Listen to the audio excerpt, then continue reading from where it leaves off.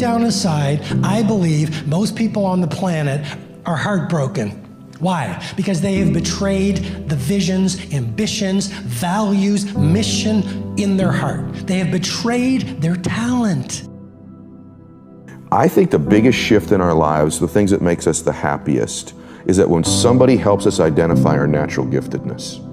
When someone points out a gift about you that you also kind of intuitively know to be true, they're linked to them. You're intense, you're passionate, you won't get outworked, you're relentless. I am those things. And when someone linked those gifts to me winning, now I believed I could win. That's the other way to change identity, is when someone can link your giftedness to the victory, you'll believe it. You need to bet on your strengths and don't give a fuck about what you suck at. Way too many people in this room are gonna spend the next 30, 40 years of their lives trying to check the boxes of the things that they're not as good at, and that you're gonna waste a lot of time and lose. I highly recommend auditing yourself, or if you have no empathy or EQ or self-awareness, then find somebody in your family or friendship that does and let them tell you who you are. And once you believe that, either for yourself or someone else told you, go directly all chips all into that, because that is the only possible way, in my opinion, watching from the outside, that is a very highly likely way of over-indexing. Because the truth is, if you want to be an anomaly, you've got to act like one. People will respect you for going out there and trying your hardest. It's not how you actually perform that earns you the respect of your peers. It's the fact that you went out and actually did it. That's the difference. You don't know what you can take until the pressure is applied to your life. You don't know what you can endure until people stab you in the back and walk away from you. You don't know how much courage you have until you've been under fire and under struggle and under tribulation. You can't learn what's in you sitting back in a lazy boy chair hitting the remote control watching HBO and Cinemax. But when all hell breaks loose, that's when you get to see what you got. Touch your neighbor and say, I'm made of something. I didn't get to see the design. I didn't get to see the architectural plans, but I know I'm made of some good stuff. I can tell by the burdens I bear and the load I carry and the stuff I endure. I shock myself at what I'm able to take. It's not just that I shock my enemies, I shock myself.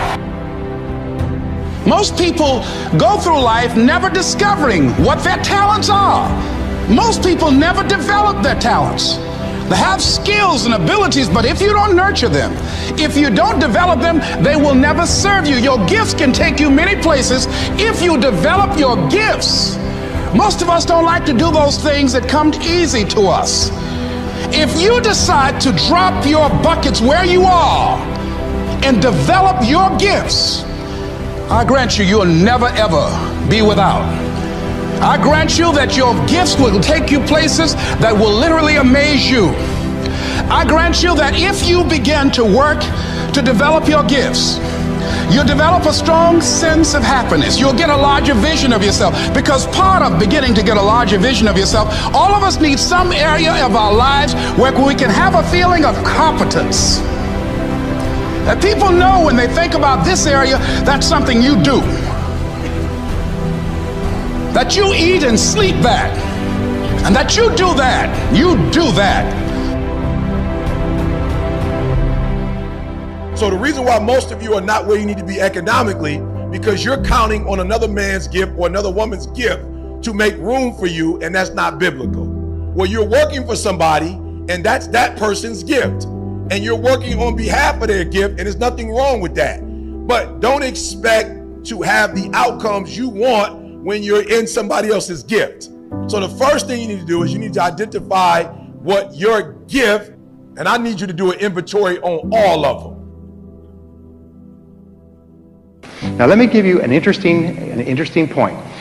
Successful people have been studied at great length for many years, and their behaviors have been observed. What do successful people do that's different from other people? One of the things that we find is that successful people, all of them, are very action-oriented. In other words, if they get an idea, they move quickly on it. If they learn something new, they try it out. Now people say, well, what if it doesn't work? Well, if it doesn't work, find out quickly. There's a rule, just try quickly and fail fast. Because the only two things can happen if you take action on a new idea. What are they? What are the two things? It's not a trick question. I'll tell you if it's a trick question. It's not a trick question. Well, it can work, and if it works, it tells you do more of that. Or if it doesn't work, it gives you feedback, and you either stop doing it or you modify it until it does work. But the wonderful thing is that you can't lose by trying something new. So if you were to take successful people, and there's many studies that have been done on this, if you could only look at them through a window and look at a group of people, look through the window, you could tell who the successful people are because they're always in motion. They're always trying more things. They're always active. Unsuccessful people are always waiting for everything to be just right. It's like waiting for a bus on a street where no buses go. They're still waiting for the bus never comes. Successful people are always taking action. So if all you do is just take more action, just get busier, you'll be more successful. Now, I studied this for many years, and what I found is that it's not luck, it's what we call the law of probabilities. The law of probabilities says that if you flip a coin, the probabilities are 50% it will come down heads or tails, okay? The law of probability says that if you drive home, there's a certain probability that everything will happen. If you drive home, there's a very high probability you'll be safe, but there's a small probability you'll have an accident. In life, when you get married, there's a probability you'll be successful and happy. There's a probability that you won't. All life insurance, all insurance is based on probabilities. It's based on statistics, okay? So, how do you make your own luck? The way you make your own luck is you try more things. It's very simple. It's like life is a great game of darts, okay? Now, if you only throw one dart at the board, your chances of hitting a bullseye are very, very small because of the law of probabilities. But if you throw dart after dart after dart after dart after dart at the board, what must you eventually do? First of all, even if you're an idiot, you'll eventually hit the board. And if you keep throwing darts, and you keep throwing darts one after another, even if you're an idiot, you will sooner or later hit a bullseye. Isn't that true? So you look at successful people, and one of the things we find about successful people is that they're just average people who try more things. They just try more things. They're more active. They make more calls. In selling, we make more calls. And in life, we just try more things. Now, here's an interesting thing. If you throw darts, how many times will you miss the bullseye? Most of the time. Most of the things you try won't work. The fact is that successful people fail far more than unsuccessful people. In other words, if you throw lots of darts, you're going to miss most of the time. But you don't focus on the misses. Every time you learn something new, it's like throwing another dart. Every time you read a book, listen to a tape, come to a course like this, it's like adding more darts to your bag, so you have more darts to throw. And so an average person who's got more darts to throw will be more successful than a genius who's got very few darts to throw. So it's really important. Well, and I'm getting off the track, but you can make your own luck by simply throwing more darts, by trying more things, by doing what you're doing tonight, by coming here. And my job is to give you a whole bunch of darts, okay? Because the law is that if you try enough things, you will be a big success. If you try enough things, because human beings are learning organisms. In other words, we're always learning from our experiences. We're learning at a conscious level and even at an unconscious level. But you cannot help but learn. You're just learning all the time. So even if you're trying things and you're failing, you're still learning at a very fast rate. In fact, you learn more and faster from failure than from anything else. Nobody really learns much from success. But from failure, you get real smart.